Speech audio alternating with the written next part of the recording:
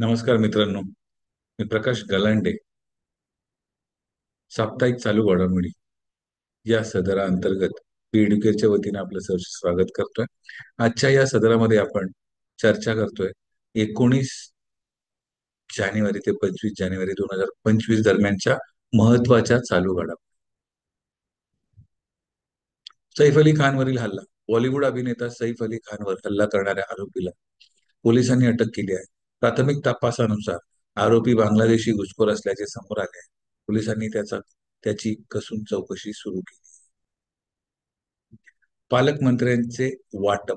महाराष्ट्र महायुती सरकारने रखडलेल्या पालकमंत्र्यांचे वाटप केले आहे. यामध्ये धनंजय मुंडे यांचे मंत्रिपद काढून घेण्यात आले आहे. तसेच गिरीश महाजन यांना नाशिकचे पालकमंत्री म्हणून नियुक्त करण्यात आले. मुंबईत घरांच्या विक्रीत 31% घसरण झालेली आहे.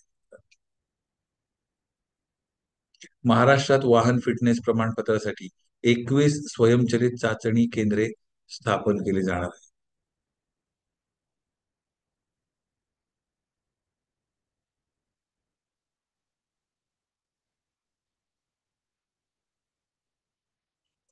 दिनेश वाघमारे यांची राज्य निवडणूक आयुक्त म्हणून नियुक्ती करण्यात आलेली आहे.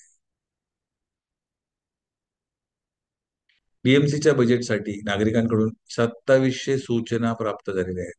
नागरिकांकडून 2700 सूचना बजेटसाठी प्राप्त झालेल्या आहेत. मुंबईतील सार्वजनिक वाहतूक प्रणाली पूर्णपणे डिजिटल करण्याची योजना आहे.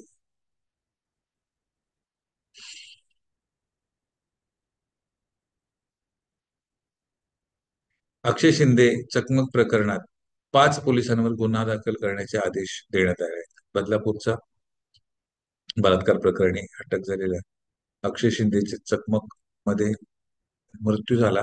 अक्षय शिंदे चकमक प्रकरणात 5 पोलिसांवर गुन्हा दाखल करण्याचे आदेश देण्यात आले आहेत. ठीक आहे मित्रांनो, तर आजच्या सदरामध्ये इतकंच. पुन्हा भेटूया पुढच्या सदरामध्ये आणखी काही घडामोडी सहित आणि आणखी काही महत्वाच्या व्हिडिओ सहित. तोपर्यंत पाहत राहा बीड युट्यूब चॅनल. धन्यवाद.